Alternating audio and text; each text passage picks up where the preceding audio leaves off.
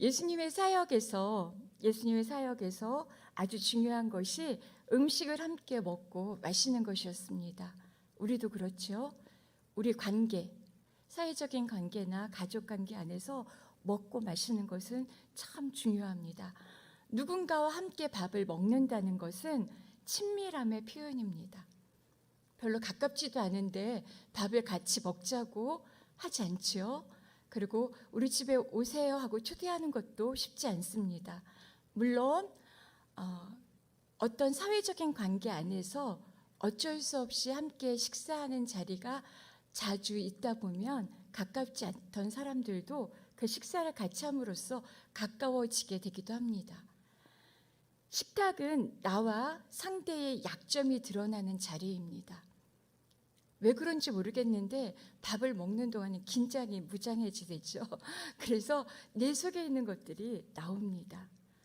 좋은 사람, 또 함께 서로 사랑하고 하는 그 친밀한 교제 가운데 있는 사람들은 내 약점이 드러나는 것도 사실은 별로 두렵지 않습니다. 오히려 더 나를 드러내어 함께 그 연약한 것들을 공유하며 나눕니다. 그래서 그 관계가 더 돈독해지죠. 서로의 존재를 인식하는 공간, 그리고 서로의 모습을 공개하고 가까워지는 영적인 자리가 바로 식탁입니다. 또 이 식탁 안에는 음식이 반드시 필요합니다. 음식은 단지 배고픔을 채우기 위한 것이 아니라 음식이 매개가 되어서 서로 간의 관계를 유지시켜주고 그날 그 자리를 더 풍성하게 해줍니다. 하지만 음식이 주는 아니죠. 그 사람, 오늘 내 앞에 앉아있는 함께하는 그 사람들이 음식보다 더 중요합니다.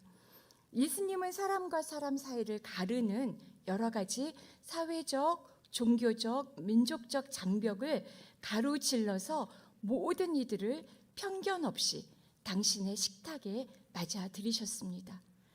아주 오래전 유대 땅, 그 이스라엘의 관습과 전통에 의하면 이 식탁 공동체에는 구분이 있었습니다. 함께 할 수 있는 사람과 함께 해서는 안 되는 사람, 함께 할 수 없는 사람들이 구분되어져 있었는데 예수님은 그 모든 장벽들을 다 허물어 버리죠. 그리고 보란 듯이 더 죄인과 세리들, 창녀들, 사람들이 꺼려하는, 함께 하기를 꺼려하는 식탁을 밥을 같이 먹는다는 것은 꿈조차 꾸지 못하는 그런 사람들을 일부러 찾아가셔서 함께 밥을 먹습니다. 예수님의 일상 중에서도 가장 일상인 식탁 교제를 통해 하나님의 나라를 그렇게 보여주시고 또 그 자리에서 하나님의 나라에 대한 말씀을 선포하십니다. 오늘은 마르다가 준비한 그 식탁에 그 집으로 예수님께서 초대를 받으십니다. 38절 같이 한번 읽겠습니다. 예수께서 제자들과 함께 길을 가다가 한 마을에 이르시니 마르다라는 여인이 예수를 집으로 모셨습니다. 마르다와 마리아가 오늘 본문 속에 등장을 합니다. 둘은 자매지간입니다. 마르다가 언니이고 마리아는 동생입니다. 오늘 본문에는 이 집이 어디, 이 마을이 한 마을로 표시되어 있고 어디인지 언급이 되어 있지 않지만 요한복음에 의하면 이곳은 베다니이고 예루살렘에서 3km 정도 떨어져 있는 곳입니다. 이 집에는 세 식구가 살죠. 오늘은 나사로가 빠져 있습니다. 나사로는 마르다의 동생이면서 마리아의 오빠이기도 합니다. 마르다와 마리아 그리고 나사로는 다른 제자들처럼 모든 것을 버려두고 예수님을 따르지는 않았습니다. 그렇지만 예수님의 든든한 후원자가 되었다는 것을 우리는 성경에서 발견할 수 있습니다.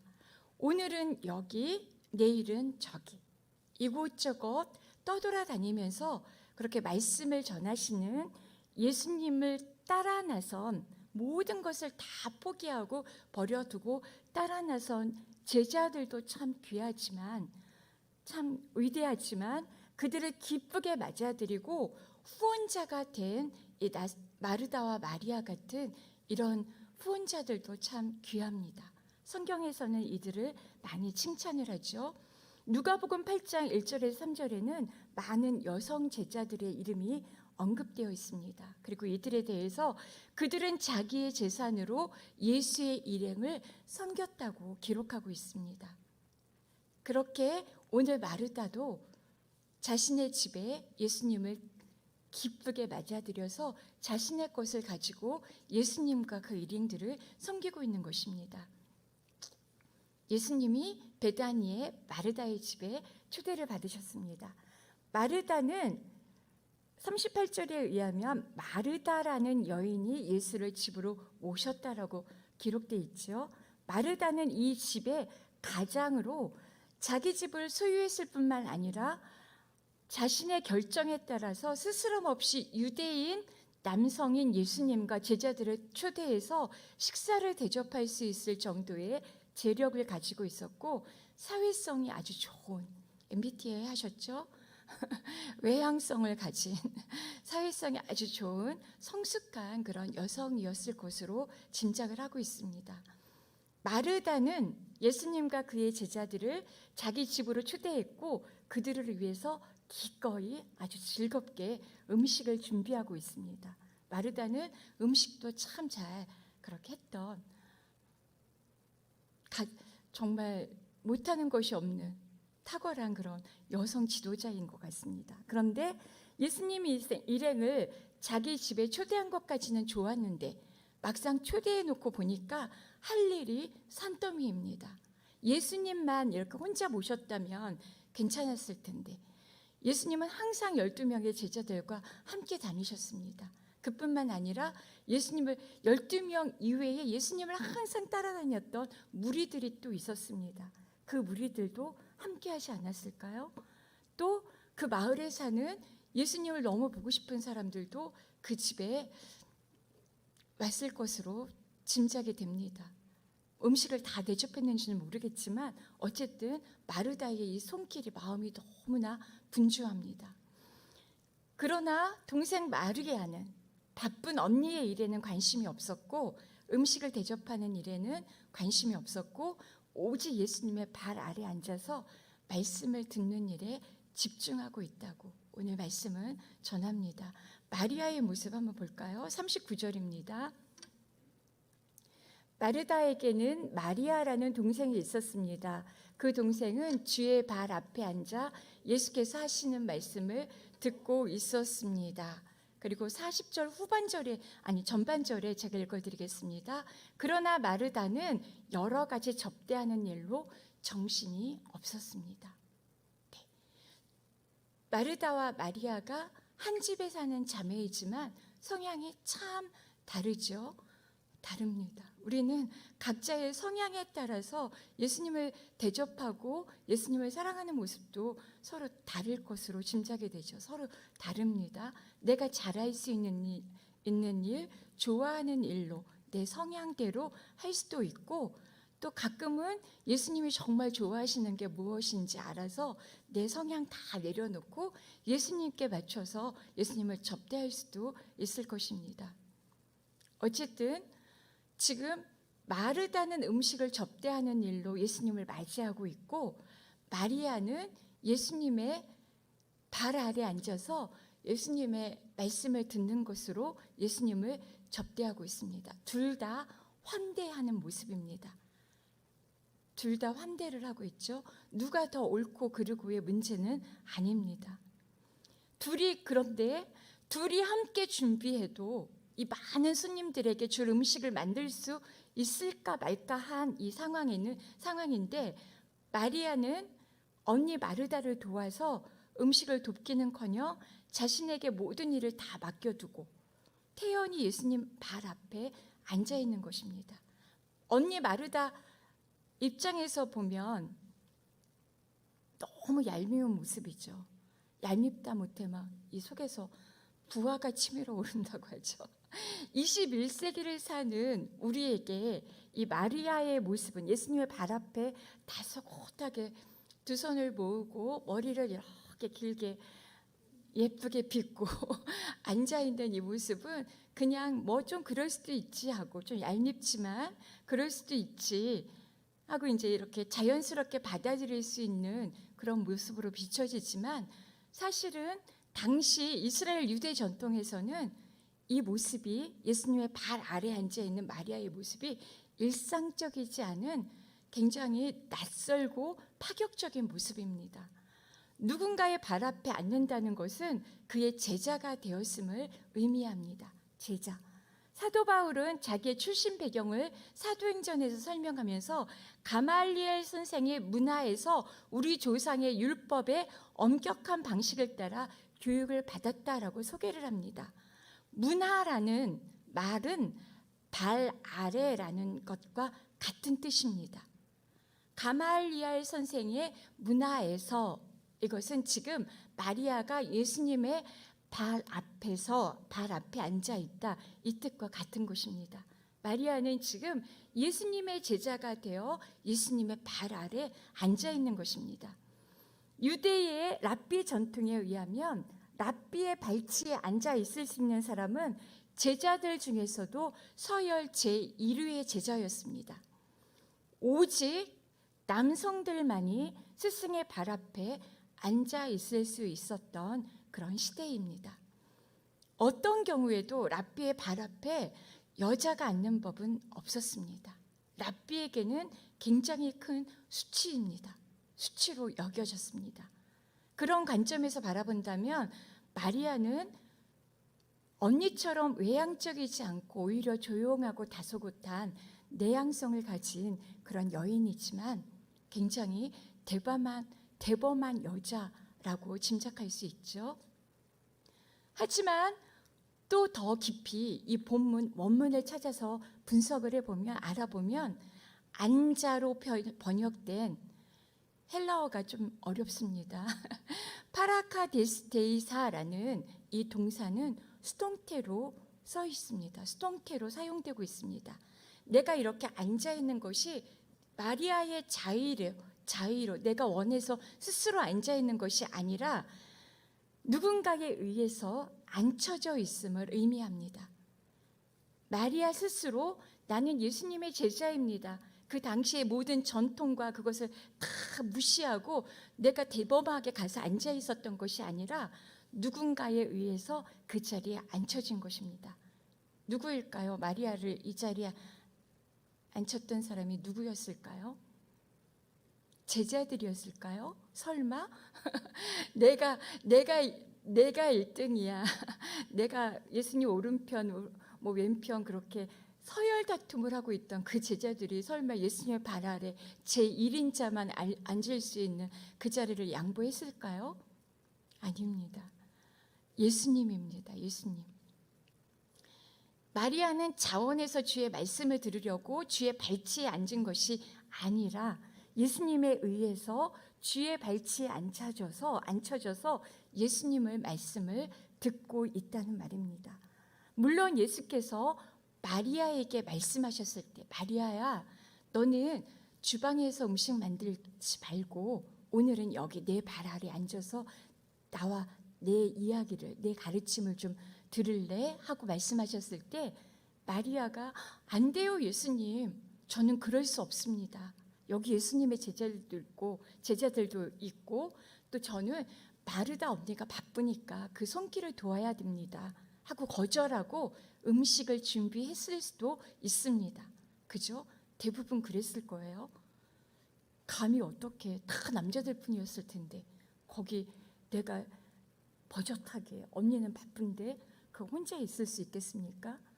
그러나 마리아는 당시의 그 전통과 일상을 무시하고 예수님의 말씀에 순종해서 예수님에 의해 주님의 발 앞에 앉혀져서 예수님의 말씀 듣는 것을 선택합니다.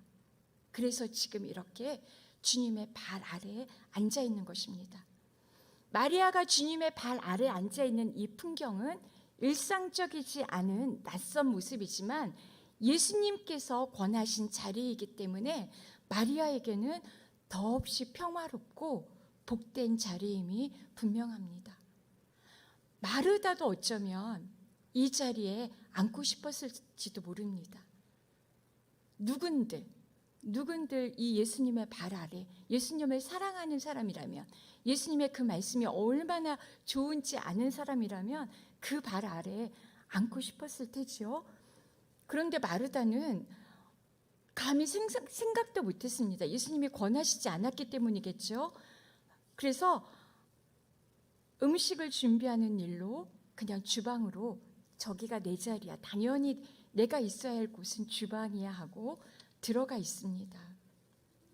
그런데 손님을 접대하는 음식 준비로 분주한 이 마르다는 마음이 시간이 지남에 따라 조각이 납니다. 산산이 막 깨어져 있습니다. 한번 상상해 보시겠습니까? 예수님의 발 아래 있는 마리아의 마음에는 지금 예수님의 말씀으로 이렇게 채워집니다.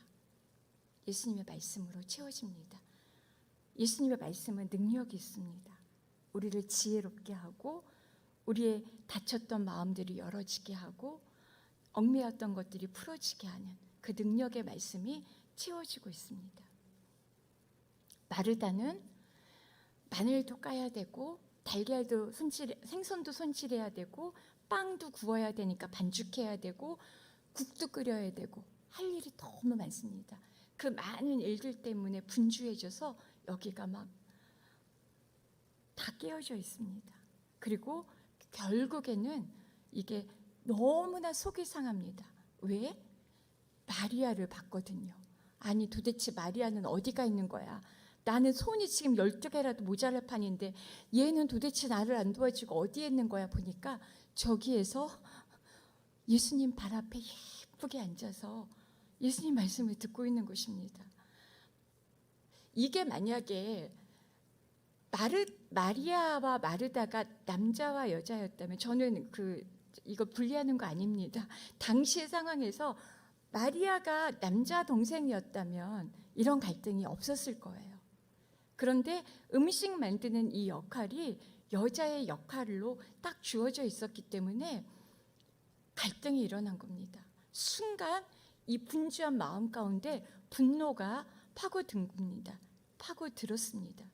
그리고 이제 예수님께 이걸 참지 못하고 쫓아가서 이 불평을 쏟아내죠. 40절 같이 한번 읽어보겠습니다. 40절입니다. 그러나 마르다는 여러 가지 접대하는 일로 정신이 없었습니다. 그래서 마르다가 예수께 다가와 말했습니다. 주여, 제 동생이 저한테만 일을 떠맡겼는데 왜 신경도 안 쓰십니까? 저를 좀 거들어 주라고 말씀해 주십시오. 주님, 제 동생이 부엌 일을 저한테만 떠넘기고 있는데 왜 그냥 그대로 두고 보십니까? 근데 이 모습 저희 가운데도 있지 않습니까? 저희 언니와 저는 연년생이에요. 그래서 자라는 동안에 수없이 이런 일들로 많이 다퉜어요. 엄마한테. 엄마, 쟤 좀 빨리 저것 좀 하라고 해주세요. 내 힘으로 안 되니까. 그리고 명절 때만 해도 그랬죠. 꼭 언니 동생 사이에서뿐만 아니라 요즘은 이제 여권 신장이 많이 돼서 남편이 먹기만 하고 가만히 있는 거 보면 또 우리는 가만히 안 있죠. 설거지라도 좀 도와주세요. 청소기라도 좀 돌려주세요. 이렇게 말을 합니다. 왜 그냥 두십니까? 예수님께. 마르다가 지금 그러고 있는 겁니다. 이해가 되시죠? 공감이 되시죠? 맞습니다. 그 당시는 더군다나 더 이 마르다의 이 항변이, 예수님께 불평을 쏟아내는 이 모습이 지극히 당연하고 자연스러운 모습입니다. 그리고 또 예수님께 짜증을 낼 뿐만 아니라 예수님께 명령까지 합니다. 이 마르다가 얼마나 마음이 불편했는지, 저를 좀 거들어 주라고 동생에게 말씀해 주십시오. 예수님, 당신에게도 잘못이 있습니다. 지금 예수님을 모셔놓고 이 너무나 사랑하는 예수님께 막 불평을 쏟습니다. 예수님, 그러시면 안 됩니다. 이러고 있습니다. 예수님 일행을 초청했을 때는 아주 기쁜 마음으로 그렇게 초대를 했는데 상황과 분위기가 마르다가 기대하지 않았던 그런 분위기로 흐르고 있습니다. 손님을 접대하는 일로 정신이 없는 마르다의 모습을 개역 개정은 이렇게 해석을 합니다. 마르다는 준비하는 일이 많아 마음이 분주한지라. 여기서 분주하다는 것은 사방으로 끌고 다니다라는 뜻입니다.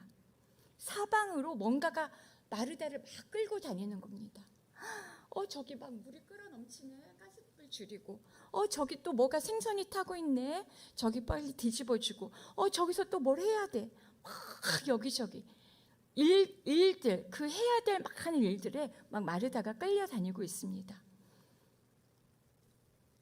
손이 12개라도 부족한 때에 가만히 앉아서 말씀만 듣고 있는 그 마리아가 불편하게 충분히 다가올 수 있는 그런 상황입니다. 그런데 마르다의 불평을 들으신 예수님께서 당연히 마르다 편을 들어주실 줄 알았는데 전혀 다른 의외의 말씀으로 마르다를 교훈하십니다. 예수님은 마르다의 부탁을 일단 거절하십니다. 마리아를 보내지 않으시죠. 그리고 마르다가 다른 관점으로 이 상황을 바라볼 수 있도록 해석을 해줍니다.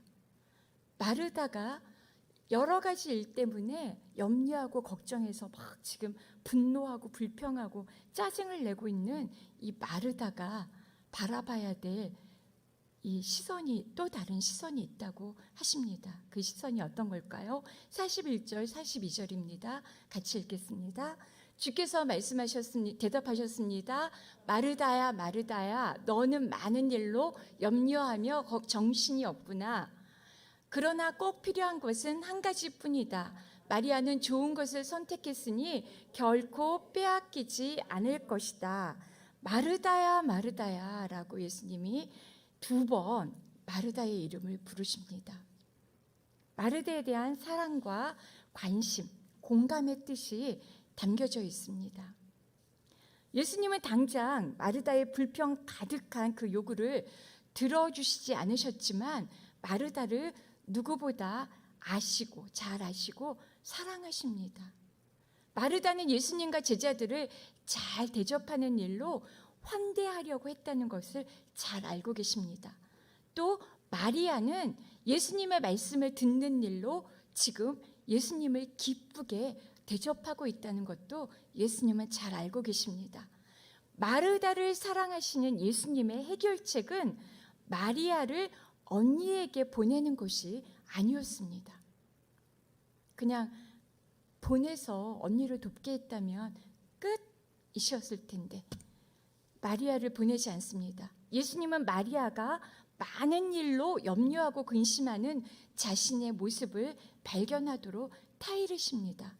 마르다야, 마르다야, 너는 많은 일로 염려하며 정신이 없구나. 우리 힘과 열정으로는 선을 이룰 수가 없습니다. 내 힘과 열심으로 뭔가를 이룰 수 있다고 시작한 일이 은혜가 없다면, 그 자리에 은혜가 없다면 어떤 것도 내 마음대로 이루어지지 않는다는 것을 우리는 자주 경험합니다. 손님을 잘 대접할 수 있을 것 같았는데 정신이 없을 만큼 많은 일들을 염려와 근심으로 조각을 낼 뿐입니다. 그 마음들을. 지난 명절을 보내면서 며느리와 엄마 또 아내의 역할들이 한꺼번에 막 집중적으로 요구됐던 그런 시간들을 보냈습니다. 평안하셨습니까? 아멘. 네, 할렐루야. 훌륭하십니다. 성령 충만하십니다. 예수님께 딱 집중하고 계셨으리라고 믿습니다. 네, 짐작했던 대로입니다. 그런데 마리아는 그렇지 못했습니다. 마르다는 염려와 근심의 마음을 빼앗겨서 이 막 하는 일 때문에 일을 하면서 이 좋은 일을 하면서 이 가족들을 이 맛있는 음식을 해서 먹여서 피와 살이 되게 하고 힘을 얻게 하고 쉼을 얻게 해줘야지 하면서 열심히 처음에 시작을 했는데 일이 너무 많아요. 이거 끝나면 또 일이 있고 이거 끝나면 좀 쉴 수 있으려나 앉아있을 시간도 없다 보니까 우리는 이것을 주님이 주시는 은혜 안에서 했기 때문에 다리가 퉁퉁 부어도 기쁨으로 이 일을 감당할 수 있지만 마르다는 그렇지 못했습니다. 평안을 빼앗겨 버렸습니다. 그리고 더 심각한 건 화가 났습니다. 화가.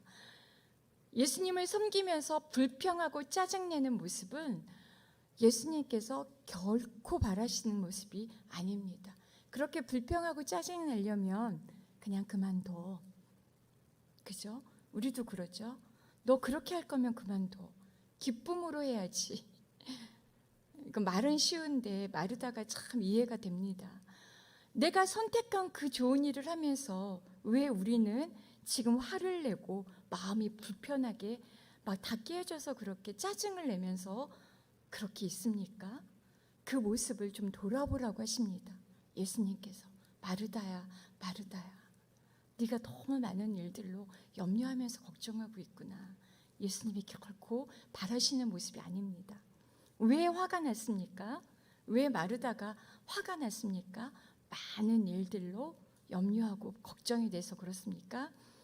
그림 하나 보여드리겠습니다. 17세기에 스페인의 화가 벨라스케스가 그린 그림입니다. 벨라스케스가 마르다와 마리아의 집에 있는 그리스도라는 그림인데요.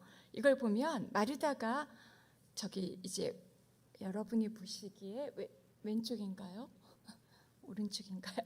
네, 왼쪽에 있는 이 심통이 나 있는 저 여인이 마르다입니다. 음식을 되게 짜증스러운 모습으로 준비하고 있죠. 성경 본문에는 나와 있지 않은 할머니가 두 분이 등장을 하고 계십니다. 저 그림에 마르다의 뒤편에, 그리고 저기 창문인지 아니면 거울 속에 반사된 모습인지 주방 저 뒤편으로 예수님과 의자에 앉아 계신 예수님과 그 발 아래 앉아 있는 마리아, 그리고 그 뒤에도 할머니가 이렇게 서 있습니다. 일단 마르다의 뒤에 있는 할머니 모습을 한번 보세요. 그 할머니가 마르다에게 뭐라고 막 속삭이고 있는 것 같죠? 뭐라고 속삭이고 있는 것 같습니까? 위로해주고 격려해주는 것 같나요? 제가 보기에는 이간질하고 있습니다. 이간질쟁이 사탄의 모습 같습니다. 마르다야, 너만 지금 이러고 있잖아. 저기 봐봐. 마리아는 예수님 발 앞에 앉아서 아주 우아하게 고상하게 머리 다 풀어헤치고, 너는 지금 막 모습도 흉하게 두 팔 걷어 붙이고 머리띠하고, 이게 지금 뭐 하고 있어? 이간질하고 있어요. 그러니까 이 마르다의 시선이 지금 음식에 가 있어야 될 그 시선이 어디를 향하고, 견눈질로 하고 있죠. 마음이 흩어집니다. 그러네? 나 혼자만 지금 열심히 이렇게 일하고 있네. 이게 마음이 막 깨지고 있는 것입니다. 거기 마르다의 앞에 막 생선도 있고 마늘 까야 될, 아직 까지 않은 마늘과 달걀들이 막 있죠. 마르다의 이 편은 굉장히 어둡게 저렇게 표현이 되어 있는데, 생선과 달걀, 마늘은 그냥 하얗게 빛이 나고 있습니다.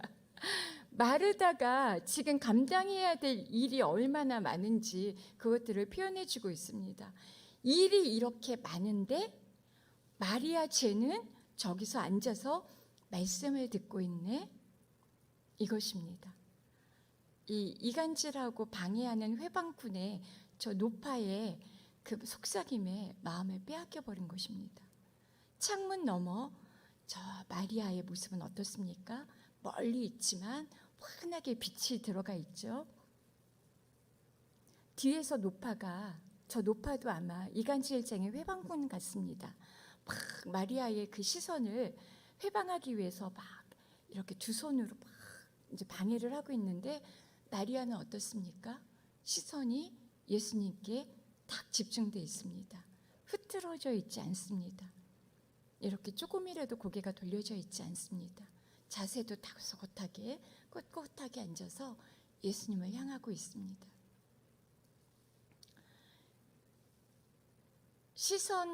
그러니까 이 마르다의 시선을 통해서 우리는 마르다의 마음이 이미 깨어져 있다는 것, 이 손에도 지금 절구질을 하고 있지만 절구질에도 집중하지 못하고, 일에도 집중하지 못하고, 예수님 말씀도 듣지 못하고, 그러는 동안에 분노가 일어난 것입니다. 자, 지금 마르다의 상황은 우리의 열심이 결과적으로 화가 나는 그 이유가 되었다면, 내가 지금 열심히 막 뭔가를 하고 있는데 이것이 나를 화를 나게 하는 그 이유가 됐다면 그 열심은 도대체 무엇일까를 묻고 있는 것입니다. 왜 그렇게 화를 내면서 그 일에 그렇게 열심히 하고 있느냐고 주님이 말합니다. 좋은 일을 하는데도 왜 화가 나 있느냐고, 왜 화가 나느냐고 예수님께서 물으시는 겁니다. 대부분 열심히 일을 하는 사람들이 화를 냅니다. 아주 정직하게 충성된 사람들이 화를 내죠. 그렇지 않은 사람들을 보고 내가 열심히 이 일에 몰두해 있는 동안에는 화를 낼 수가 없습니다. 이 일을 해야 되니까. 그런데 시선이 잠깐 저쪽으로 가면서 누구죠? 탕자가 돌아왔을 때 아버지께서 잔치를 베풀어 주신 모습을 보고 형이 분노를 하죠. 나는 열심히 아버지 옆에서 내 자리를 지키면서 일했는데 한 번도 나한테 잔치를 안 베풀어 주셨는데 저 흥청망청 돈을 다 쓰고 온 작은 아들을 위해서는 잔치를 벌여주셨습니다. 형이 화를 냈습니다. 마르다가 또 화를 내죠. 자기처럼 열심히 일을 하지 않은 사람에게 분노를 합니다. 마리아에게 분노를 합니다. 자신의 기준으로 다른 사람을 평가합니다. 마르다가 지금 그렇게 마리아를 내 기준으로 너 지금 여기 와서 열심히 나처럼 일을 해야 돼. 예수님과 제자들을 대접하는 일이 우리한텐 더 중요한 일이야. 마리아를 향한 분노입니다. 만약 마르다가 자기 능력에서 벗어나지 않은 정도로 준비했다면 그러지 않았겠죠. 내가 할 만큼의 그만큼의 양만 준비를 했다면 마리아를 향해서도 그렇게 시선이 빼앗기지 않았을 것입니다. 이게 가치갑니다. 내 능력 이상의 많은 일을 하면서 그 안으로 들어오지 않은 저 사람, 다른 선택을 한 마리아를 향해서 분노를 하고 있는 것입니다. 이게 막 2중 3중으로 오는 거죠.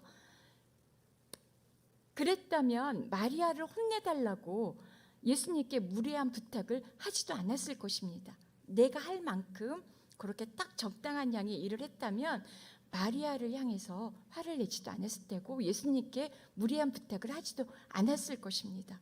지금 마르다는 자기 능력 밖의 많은 일들로 분주한 가운데 자기가 기준이 되어서 옳고 그름을 판단하고 나는 옳고 마리아는 틀렸다고 그렇게 하고 있는 것입니다. 그러한 마르다를 향해 예수님이 제시하시는 해결책, 그 해결책은 무엇입니까? 욕심을 버리라는 것입니다. 욕심을 버려 마르다야. 알았어. 마리아를 데려다가 내가 너를 도와주도록 할게. 그것이 아닙니다. 마르다가 일단 내가 벌려놓은 그 일에서 욕심을 버려야 합니다. 꼭 필요한 것은 한 가지뿐이야. 욕심을 버려. 그 한 가지만 선택하면 돼. 그 꼭 필요한 그 한 가지가 많은 음식 중에 하나를 의미하는 것인지 아니면 마리아처럼 말씀을 듣든지 그냥 너가 준비한 하고 싶은 네가 선택한 그 음식만 하든지 그 둘 중에 하나를 선택하라는 건지 본문에는 나와 있지 않습니다. 그냥 열어뒀습니다. 많은 음식 중에 하나를 하라는 의미일 수도 있고 말씀을 듣든지 음식을 준비하든지 한 가지만 선택해. 그리고 그 한 가지 선택에 너가 그냥 기뻐하고 감사해 라는 의미일 수도 있습니다. 분명한 것은 마르다는 어떤 일을 잘 하려는 마음 때문에 자신뿐만 아니라 주위 사람들까지 짜증과 불평으로 닥달을 하고 결국 그 일을 위해서 관계를 희생하는 그런 우를 범하고 있다는 것입니다. 마리아의 열심과 욕심 때문에 굳이 그렇게 하지 않아도 되는데 그 사람들에게까지 불똥을 튀면서 예수님과 마리아 거기에 있는 제자들에게까지 불편한 그 상황을 만들고 있는 것입니다. 꼭 필요한 것은 한 가지뿐이라고 예수님께서 분명하게 말씀하십니다. 꼭 필요한 그 한 가지. 마르다와 마리아는 자신들이 감당할 수 있을 만큼 좋은 것을 선택해야 했습니다. 저와 여러분은 언제든지 많은 일들 때문에 분주해서 주변 사람들을 닥달하고 내가 기준이 돼서 옳고 그르다고 판단하면 안 된다고 말씀을 하십니다. 좋은 것을 내가 선택한 그거에 대해서 내가 책임을 져야 합니다. 그리고 그 좋은 것을 선택한 그 사람에 대해서 내가 옳고 그르다고 판단할 수 있는 자격이 우리에게는 없습니다. 40절에 따르면 마르다는 자신이 감당할 수 없을 정도로 많은 일에 압도된 반면 마리아는 좋은 것을 선택해서 누리고 있습니다. 42절 제가 읽겠습니다. 42절 마리아가 선택한 좋은 것은 꼭 필요한 한 가지임을 이렇게 잘 보여주고 있습니다. 마리아가 선택한 것은 마리아에게 꼭 필요한 한 가지입니다. 마리아는 여러 가지를 선택하지 않았습니다. 예수님 일을 그러면 저 예수님 말씀 들으면서 옆에 지저분한 거 먼지 좀 털어내고 청소 좀 하고 있을게요. 예수님 말씀 들으면서 청소를 하거나 바느질을 하거나 다른 것들을 하지 않았습니다. 마리아가 선택한 좋은 것은 꼭 필요한 한 가지 일이었습니다. 그게 무엇입니까? 마지막 절을 같이 읽어보겠습니다. 마리아가 선택한 것이 무엇입니까? 읽겠습니다. 그러나 꼭 필요한 것은 한 가지뿐이다. 마리아는 좋은 것을 선택했으니 결코 빼앗기지 않을 것이다. 마리아가 선택한 그 좋은 것, 결코 빼앗기지 않을 것, 그것이 무엇입니까? 예수님의 발 아래 앉아서 예수님의 제자가 되어 예수님의 말씀을 듣는 것입니다. 예수님을 경배하는 것입니다. 예수님은 음식을 먹기 위해서 마르다의 집에 오신 것이 아닙니다. 마르다는 음식을 대접하기 위해서 예수님을 초대하셨지만 음식은 우리의 관계와 그 만남에서 너무 중요하지만 없어도 됩니다. 사실은. 거기에 누가 와 계십니까? 예수님, 자그마치 예수님이십니다.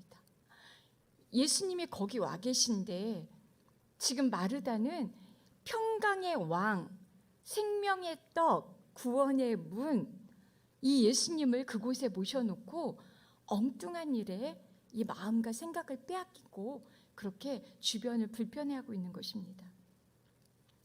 엄밀히 말하면 마리아의 선택이었지만 마리아가 선택한 그 좋은 것은 예수님의 권유, 예수님의 은혜가 아니었다면 불가능한 자리입니다. 예수님의 은혜가 함께할 때 우리의 열심과 우리의 그 어떤 선택, 그거 예수님의 은혜가 함께하지 않으면 우리는 어떤 선한 것들, 하나님의 선한 것들을 이룰 수가 없는 죄인들입니다. 마리아가 선택했지만 예수님의 은혜가 없었다면 불가능한 그 은혜를 지금 누리고 있는 것입니다. 예수님이 말씀하시죠. 마리아는 자기가 좋은 일을 하고 있을 뿐이니 마르다야 너무 많은 일로 분주하게 움직이느라 염려하거나 근심하지 말라. 좋은 것은 한 가지만 하라. 주방보다 주님의 발 아래 있어라 하시는 말씀이 아닙니다. 음식을 만드는 일보다 말씀을 경청하는 것이 더 중요하고 옳은 일이야. 그렇게 예수님이 말씀하시지 않습니다. 음식을 만드는 마르다는 꾸짖고 주님의 말씀을 듣고 있는 마리아 편을 들고 있는 것이 아닙니다. 내가 주방에서 열심히 일하고 있다고 예수님이 날 꾸짖는 것이 아닙니다. 예수님을 불평을 늘어놓을 정도로 많은 일로 염려하고 근심하는 마르다에게 일에 대해서 다른 관점을 가지라고 다른 관점을 제시해주고 계신 것입니다. 마르다의 잘못이 있다면 그 시간에 주님의 발 아래 앉아서 말씀을 듣지 않고 주방에서 음식을 준비한 것이 아니라 주방에서 그 시간에 예수님 말씀하고 계신 동안에 주방에서 음식을 만들고 있는 것이 마르다의 잘못이 아닙니다. 정말 중요한 것은 사랑하는 예수님을 초대해서 그 집에 모셔놓고 예수님이 아닌 자기 앞에 닥친 일, 그것도 내가 만들어낸 스스로 내 열심으로 막 만들어낸 그 일들에만 몰두하기 때문에 생긴 염려와 근심으로 기쁨이 깨지고 화평이 무너졌다는 것입니다. 이게 마르다의 잘못입니다. 오늘 저와 여러분이 쉽게 범할 수 있는 그런 잘못들입니다. 예수님을 섬긴다고 하면서 사실은 예수님은 제껴놓고 내 열심으로 일을 할 때 그 안에 평화가 깨집니다. 아, 내가 평화가 깨지고 있어. 막 화가 나고 일을 하면서 교회의 일, 가정의 일, 그 일들 하나님이 기뻐하시는 그 일을 하면서 막 화가 나고 있다면 잠시 스탑하시고 이 일이 누구를 위한 일인지, 내 열심에서 비롯된 것인지, 정말 주님을 위한 것인지 한번 생각해 보시기 바랍니다. 마르다가 놓치고 있었던 것은 다름이 아니라 그 집에 오신 예수 그리스도이십니다. 만약 마르다가 마리아는 전혀 신경 쓰지 않고 오직 기쁨으로 음식을 준비했다면 어땠을까요? 예수님께 막 달려가서 불평하지 않고 그냥 정말 맛있게 이거 만들어서 예수님 맛있게 해드려야지, 음식 만드는 일에 절구 찍고 마늘 까는 일에 막 집중을 한다면 마리아가 보이지 않았을 테죠. 그러면 예수님은 마리아에게 말씀하신 것처럼 마르다가 자신을 위해서 기쁘게 음식을 준비한 것이 참 귀하다고, 너가 좋은 것을 선택했으니 너가 결코 빼앗기지 않을 것이라고, 내가 그것을 빼앗지 않을 것이라고 예수님께서 말씀하셨겠죠. 이해가 되십니까? 네. 이게 히타가 들어오니까 졸음이 막 몰려오는 것 같습니다. 그것이 가능했다면 마르다의 마음이 주님께 집중되어 있었기 때문일 것입니다. 여러 가지 많은 일들을 하고 있지만 예수님을 기억하면서 이 마음을 빼앗기지 않고 그렇게 막 했다면 그것은 예수님께 집중되어 있기 때문에 이게 가능했겠죠. 그러면 불평이나 이런 짜증들이 나오지 않았을 것입니다. 우리 마음이 주님이 아닌 일에 빼앗길 때 마음이 조각이 나고 평강이 깨어집니다. 어떤 일이든지 다 적용이 됩니다.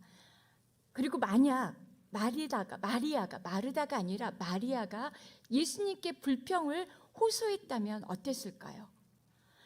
주님, 마르다 언니가 제발 일 좀 그만하고 여기에 와서 예수님 말씀을 좀 들으라고 해주세요. 왜 언니는 중요한 말씀을 안 듣고 저렇게 부엌에서 일만 하고 있는 걸까요? 예수님이 뭐라고 대답하셨을까요? 네, 그렇죠. 아멘. 마이크를 좀 대드리고 싶은데 내 언니 마르다를 내버려둬라. 그냥 마르다 내버려둬. 마르다가 좋은 편을 선택한 거야. 마르다는 주방에서 음식을 만들면서 나를 지금 잘 이렇게 대접하려고 하고 있잖아. 그것도 중요한 일이야. 마르다가 선택한 좋은 일이야. 그냥 내버려둬. 그렇게 말씀하시지 않으셨을까요? 그렇게 말씀하셨을 것 같습니다. 우리는 주방에서도 얼마든지 주님의 임재 안에서 평강을 누릴 수 있습니다. 하나님의 임재 연습, 로렌스 형제처럼 주방에 딸그닥거리는 그 막 하는 소음 속에서도 로렌스 형제는 하나님의 임재를 경험하면서 너무나 평안하게 그곳에서 하나님의 나라를 경험을 합니다. 주방에서 막 하는 일들 속에서도. 반대로 주님의 발 앞에 앉아서도 지금 이렇게 말씀을 들으면서도 우리 속이 염려와 근심으로 가득 차 있다면, 내 마음이 말씀이 아니라 내가 해야 될 여러 가지 일들로 조각이 나 있다면 불평하면서 마르다의 실수를 범할 수 있습니다. 꼭 필요한 일 한 가지를 잘 선택한다면, 우리 모두에게 꼭 필요한 그 한 가지를 잘 선택한다면 어디에서든 우리는 평안과 기쁨으로 충만한 하나님의 나라를 경험할 수 있습니다. 거기서 이룰 수 있습니다. 우리는 각자 좋은 것을 선택할 권리가 있습니다. 사람마다 중요하게 생각하는 우선순위가 있습니다. 각 사람이 은사가 다르고 재능이 다르고 또 성향과 기질이 다릅니다. 하나님은 그 성향과 기질에 따라 우리에게 은사와 달란트도 주셨고 그 성향과 기질, 달란트와 은사를 따라서 어떤 일들을 맡기십니다. 내 일이 더 중요하고 네 일이 더 중요해. 이걸 우리가 판단하거나 해서도 안 됩니다. 그리고 너 일이 와, 내 일이 더 중요해. 그 일을 빼앗을 자격도 없습니다. 우리는 또 빼앗겨서도 안 됩니다. 마리아가 좋은 편을 선택한 이것을 어떤 번역본에는 아무도 그것을 빼앗을 수 없다, 그렇게 번역하기도 하고, 어떤 번역본에서는 이것을 빼앗기지 않을 것이다. 마리아는 이것을 결코 왜냐하면 너무나 좋기 때문에 예수님께 집중되어 있는 상태에서 이 일을 선택을 하고 그 안에서 예수님과 함께 한다면 이 일을 왜 빼앗기겠습니까? 빼앗을 수도 없고 빼앗기지도 않습니다. 누군가는 주방에서 음식을 만들고 대접하는 것을 좋아하지만 누군가는 주님의 발 아래 앉아서 말씀 듣는 것을 더 좋아할 수 있습니다. 유진 피터슨 목사님은 그의 메시지 바이블 누가복음 10장 42절을 이렇게 번역합니다. 함께 읽겠습니다. PPT 자막 준비될까요? 네, 함께 읽겠습니다. 참으로 관심을 가져야 할 중요한 일은 한 가지뿐이다. 마리아는 그것을 발견하였다.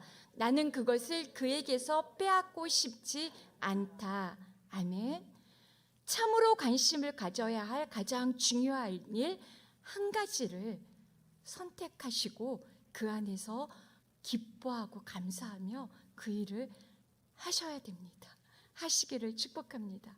마리아는 그것을 발견하였고 그 좋은 몫을 선택하였습니다. 그러니 아무도 그것을 마리아에게서 빼앗지 못할 것입니다. 아무도 그것을 그에게서, 마리아에게서 빼앗을 수도 없습니다. 빼앗아서도 안 됩니다. 다른 누구에게, 남편이 나는 이게 더 중요한데 저희 남편은 저하고 반대의 성향에서 하고 있습니다. 제가 그 죄를 많이 지었습니다. 이 자리를 빌어서 회개합니다. 남편이 선택한 그것을 우리는 존중해 줄 필요가 있습니다. 예수님께서 존중해 주십니다. 모든 인간은 각각 개별적 존재, 모두가 서로 다른 유일한 존재들입니다. 똑같은 상황에서도 같은 감정을 갖지 않습니다. 다 다르게 보고 판단하고 느낍니다. 그러므로 당신이 느끼는 것, 당신이 선택한 것을 부정하거나 있을 수 없는 일, 비합리적인 일이라고 함부로 규정하거나 밀어내서는 안 됩니다. 내가 선택한 것이 최고고 당신이 선택한 건 어떻게 그걸 선택할 수가 있어? 어쩌면 그렇게 생각이 없을 수가 없어. 지혜도 없고 안목도 없고 내가 최고라는 그 교만이죠. 그래서 안 된다고 주님이 말씀하십니다.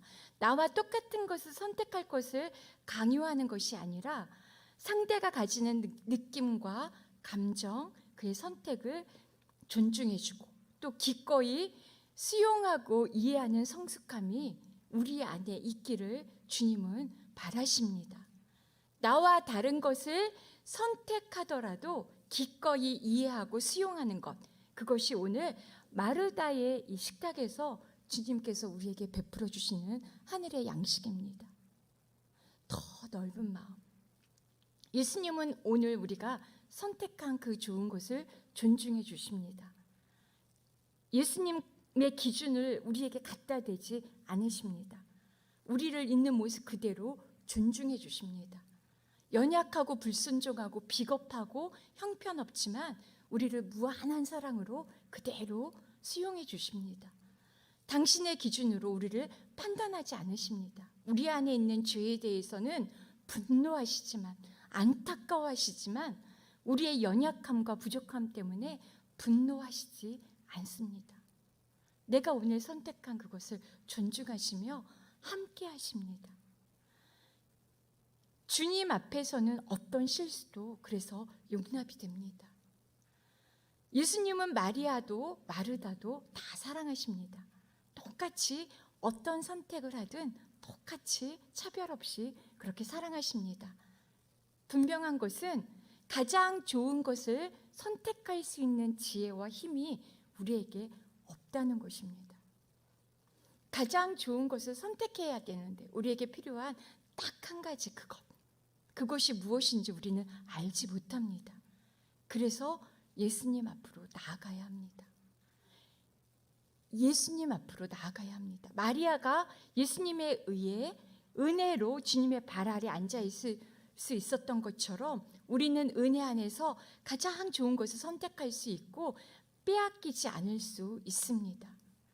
평강의 왕, 구원의 문, 생명의 양식, 영원한 풍성한 그 생명 되시는 예수님께서 늘 우리와 함께 하십니다. 그분께 우리의 마음과 시선이 집중되지 않는다면 우리는 오늘 좋은 것을 선택할 수가 없습니다. 예수님은 우리와 이미 함께하고 계십니다. 혹시 워렌 버핏이라는 탁월한 그 투자가를 아십니까? 투자의 규제라고 하죠. 해마다 뭐가 이게 이슈가 되냐면 이 워렌 버핏과 식사 한 끼를 할 수 있는 그 식사권이 얼마의 경매가 되느냐, 이게 큰 화제가 연말이면 됩니다. 2000년부터 작년까지, 작년이 이제 마지막이었다고 하더라고요. 처음에 저도 기억이 나요.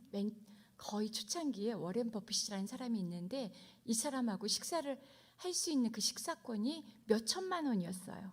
몇 천만 원이었을 때도 제정신이 아니군. 도대체 그 돈을 주고 어떻게 점심 한 끼, 1시간입니다. 1시간. 워렌 버핏이라는 사람과 1시간 밥 한 끼 먹을 수 있는 그걸 따내기 위해서는 2, 3천만 원의 돈을 투자를 했어야 합니다. 그런데 작년이 이제 마지막이라고 하니까 엄청나게 이 경매가가, 이 식사를 할 수 있는 이 경매가가 비싸졌습니다. 얼마인지 혹시 아시는 분 계십니까? 짐작도 못 하실 거예요. 그 가격이 246억 500만 원입니다. 246억을 값을 치르고 이 워렌 버핏이라는 사람과 점심 식사 한 끼를 합니다. 그러면 이 워렌 버핏이라는 사람은 그 돈을 자선단체에 이렇게 기부를 하죠.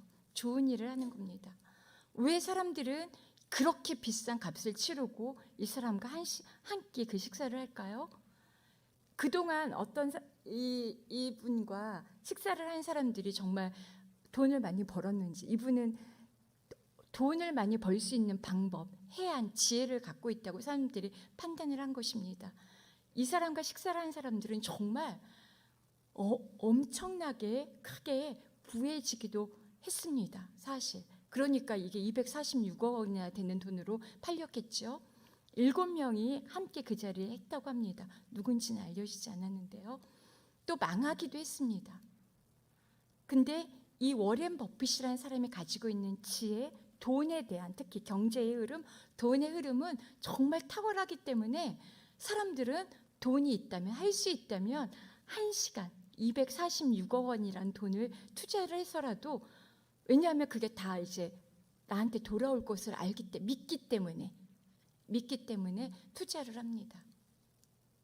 하물며 워렌 버핏과 246억 원을 투자하는데 마르다와 마리아의 집에는 지금 예수님이 함께 계십니다. 오늘 저와 여러분께는 예수님이 매 순간 우리에게 이 워렌 버핏이라는 사람하고는 감히 비교도 안 될 만큼의 탁월한 지혜와 힘과 능력을 가지신 예수님이 자신을 기꺼이 공짜로 내어주시면서 나를 가지라, 먹으라, 취하라 하십니다.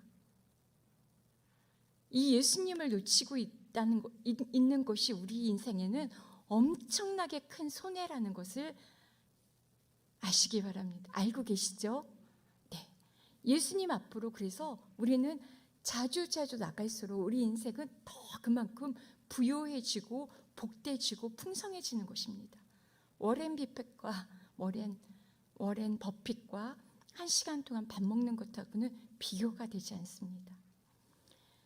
이 예수님께 삶의 우선순위를 내어드리고 나아갈 때 우리는 염려와 근심이 아니라, 불평과 분란이 아니라 예수님으로부터 나오는 기쁨과 평강과 지혜와 생명으로 누구보다 부유한 삶을 살 수 있습니다.